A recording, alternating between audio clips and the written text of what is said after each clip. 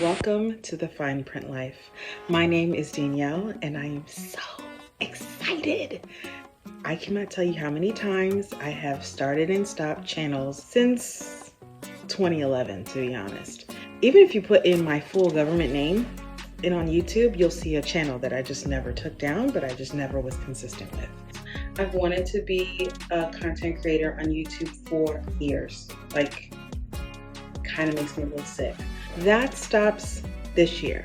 2024 is the year we're going to change all of that. I'm finally doing it now. So today I am going to be sharing a banana bread recipe. During quarantine, a lot of people were making banana bread and I was pretty serious about it as well. And I have perfected the banana bread recipe that I found online, but I added my own twist to it. I will share all of those details. Also, I love reading, and reading is something that is important to me. It's something that I started incorporating more into my life last year because I had kind of fallen off for a little bit. And we're going to talk about that a little bit later. But for now, let's make some banana bread, shall we?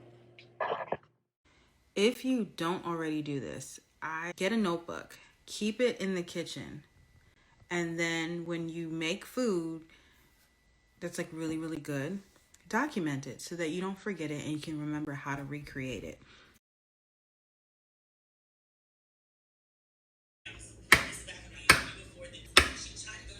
Here's what I do differently with my banana bread. Yes, this process requires a week or two of ripening, freezing, and then defrosting, but it's worth it. I typically buy bananas solely to let them fully ripen and then I freeze them. These two bananas are frozen. I allow the bananas to completely defrost for a day or two in the fridge. Once they've defrosted, there is a syrupy liquid involved. Don't throw that liquid away. Add it along with the two bananas into the mixture. Whatever syrupy situation this is, it does wonders for the moisture I get from this recipe.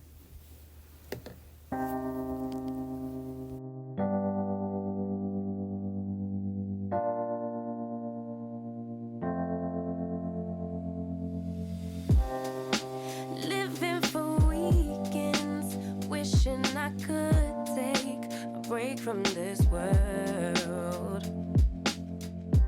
Running on a hamster wheel, but searching for something I can't feel. I just wanna be a lost girl and fly. Take a breath, feel my wings spread, levitate above the ground and make eye contact with clouds. Now I'm rising, I'm soaring above it all. I just wanna be free. Finally, I wanna be free. I wanna be free. Finally, I wanna be free. Finally, I always stay dreaming, never.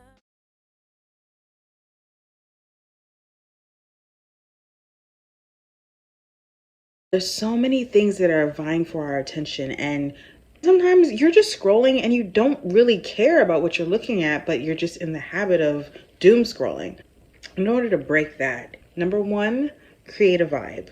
You can create a vibe by thinking about your senses. What does it smell like in the room?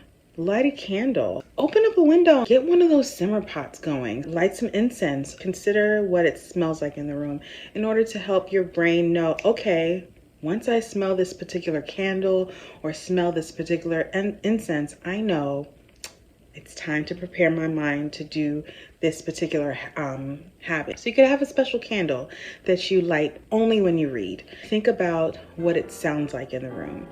I typically like to use the YouTube playlists that are the YouTube videos that are just like static, but they have jazz music playing or they have the fireplace crackling. I don't have a fireplace here, but I like to listen to a fireplace going.